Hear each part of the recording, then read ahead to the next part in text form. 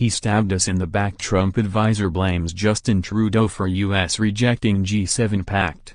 Larry Kudlow, a White House economic advisor, said Canada had made polarizing statements about U.S. trade policy and that Mr. Trump was left with no choice but to pull out of the joint statement. Mr. Kudlow said, he held a press conference and he said the U.S. is insulting. He said that Canada has to stand up for itself. He says that we are the problem with tariffs. The non-factual part of this is, they have enormous tariffs. Here's the thing. He really kind of stabbed us in the back. The U.S. president's announcement, made after he left the summit in Canada early, torpedoed what appeared to be a fragile consensus on the trade dispute between Washington and its allies. And he made no secret of who he held responsible for his decision to withdraw support. Mr. Trump tweeted, PM Justin Trudeau of Canada acted so meek and mild during our G7 meetings only to give a news conference after I left saying that U.S. tariffs were kind of insulting and he will not be pushed around. Very dishonest and weak. Our tariffs are in response to his of 270% on dairy. Mr. Trump had already left the summit when Mr. Trudeau announced retaliatory measures Canada would take next month in response to U.S. tariffs on steel and aluminium imports from Canada, Mexico and the European Union. Mr. Trudeau said, Canadians, we're polite, we're reasonable, but we also will not be pushed around. Reacting to Mr. Trump's tweets, Mr. Trudeau's office said, we are focused on everything we accomplished here at the summit. The Prime Minister said nothing he hasn't said before, both in public and in private conversations with the President.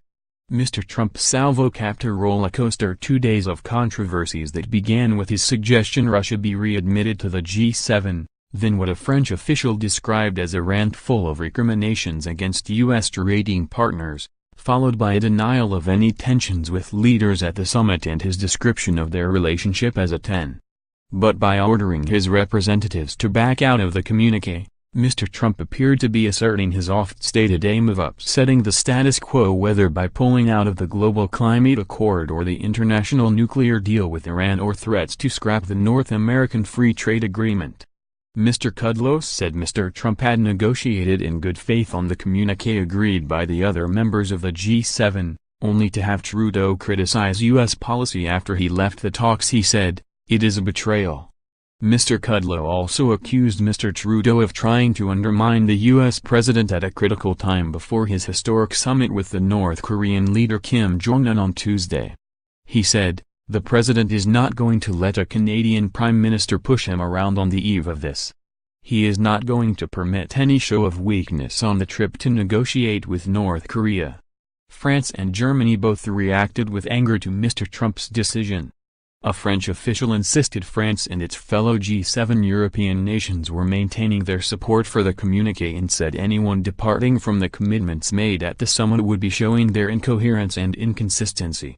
He said, international cooperation cannot depend on being angry and on sound bites. Let's be serious.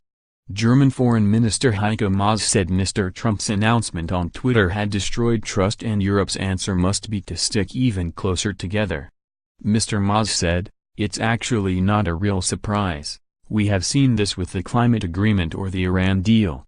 In a matter of seconds, you can destroy trust with 280 Twitter characters. It will take much longer to rebuild that trust.